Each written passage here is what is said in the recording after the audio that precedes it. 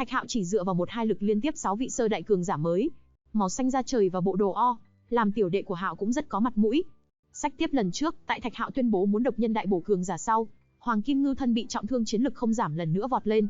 Hắn không tin trên thế giới này, thật sự có người có thể đồng thời chống lại nhân vị sơ đại. Sau đó bàn chân Hoàng Kim Ngưu dẫm lên tạo thành một vòng kim sắc. Đây là chiến thuật của Thái Cổ Hộ Ngưu tộc, mượn lực lượng mặt đất có thể trực tiếp tiêu diệt địch thủ. Người Lợi Dư Bỉ cũng dồn dập vận dụng đoạn mạnh nhất chuẩn bị hợp chiết điều Thạch Hạo. Thạch Hạo hai chân mở từng bước sinh liên, hoa sen vàng khắp nơi trong nháy mắt hóa giải chiến kỹ của Hoàng Kim Ngưu. Sau đó một gã nam tử cầm thánh kiếm cùng tử khí đông lai tạm thời hướng Thạch Hạo. Thạch Hạo cũng chỉ, như kiếm từng gốc cây thần dị vô cùng lục thảo thảo xuất hiện trong hư không. Đông một tiếng vang thật lớn, nam tử kia bị đánh bay ra ngoài. Cỏ xanh trong hư không hóa thành kiếm khí tạm thời hướng về tất cả địch nhân bốn phía. Nhân vị sơ đại không dám khinh thường toàn lực chống lại kiếm khí này. Bọn họ càng cảm thấy thiếu niên này mạnh đến linh ngữ. Theo sát phía sau lại có một vị mặc đỏ thẫm thân dạ dày nữ tử, ném ra một cái móc cực nhanh lao tới. Đây là cường giả hỏa hạt tộc. Thứ độc trong cái móc này có thể hạ độc thần. Thạch thấy vậy lập tức lấy Kim Du Ba Văn Công bảo vệ mình.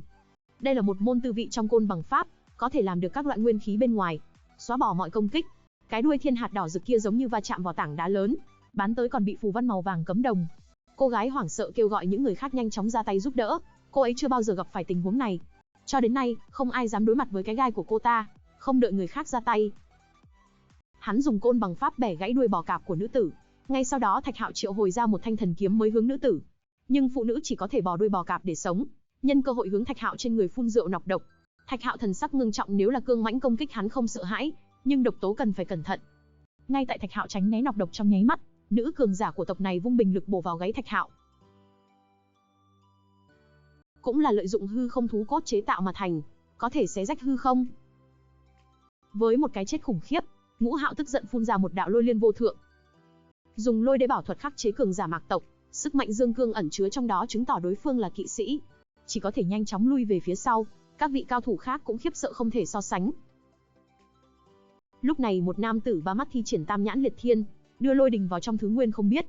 Người đàn ông ba mắt sắc mặt tái nhợt, thi triển xong một kích này hiển nhiên tiêu hao quá nhiều nguyên khí, nhưng hắn cắn răng kiên trì, tiếp tục bắn ra một đạo thần quang muốn quỹ điều Thạch Hạo. Mấy vị cường giả khác toàn lực xuất thủ phối phẩm, triệu đạo tam ánh mắt quang uy năng tử thiên, mà thân thể Thạch Hạo phát sáng từng đạo quang cát như phi tiên bắn ra. Đây chính là khối chí tôn cốt thứ nhất của Thạch Hạo, ẩn chứa bảo lợi thượng cốc kiếp quang. Hạng khắc trong lúc quang mang đem Tam Nhãn nam tử đồng không có, xuyên qua đầu hắn. Vị cao thủ cứ như vậy trứng rơi vào Thạch Hạo trong tay. 7 người Lợi Dư cảm thấy vô cùng chấn động. Lúc này cường giả tộc này đã nhìn thấu Thạch Hạo một tầng thân phận khác chính là hoang. Mọi người lúc này mới ý nói phải toàn lực vượt qua, nếu không sẽ không có phần thắng. Thạch Hạo tại ngăn cản một phen thế công này về sau, hắn mở động thiên, bắt đầu chủ động phản kích. Thạch Hạo cầm trong tay một cây từ lôi điện hóa thành chiến tề thứ hướng Hoàng Kim Ngưu. Tất cả mọi người muốn đồng thời ra thủ công hạ Thạch Hạo tiến công, nhưng có Hạo bộc phát ra uy năng quá mức, lôi điện vây quanh trong nháy mắt chấn lui tất cả cường giả. Hoàng Kim Ngưu giống to muốn dùng bản thể cứng rắn một kích này, nhưng tia chớp đó đã đâm xuyên qua xương trán của nó một cách nhanh chóng. Hoàng Kim Ngưu kêu máu chảy thành sông. Sư tử bắt đầu trộm cắp, vung lên sắc bén móng vuốt mới hướng Thạch Hạo sau lưng. Sau một khắc Thạch Hạo nhìn ra luân hồi bảo mộc, luân hồi phù văn hóa là một không thần kiếm.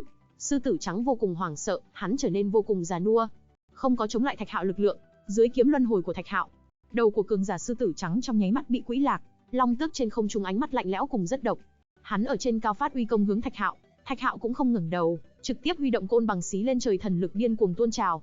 Diệu trong cuộc đối đầu với côn bằng rực, máu không phải là đối thủ. Cuối cùng nguyên thần bị diệt, hộ thể rơi xuống đất. Cường giả tộc này thấy không có phần thắng, muốn dùng tử thần khảm lực phá hư không hướng cơ chứng đi. Hư không chiến của Khả Hạo nhanh hơn một bước. Nữ tử kia cũng bị lập thành hai nửa, máu đen đo đầy hư không. Ý tưởng sống sót của ba người lúc này chính là minh chứng. Thiếu niên này quả thực chính là ma vương không thể đánh bại. Xa xa Lạc Đạo cùng Lam Nhất Trần càng là khiếp sợ vạn phần.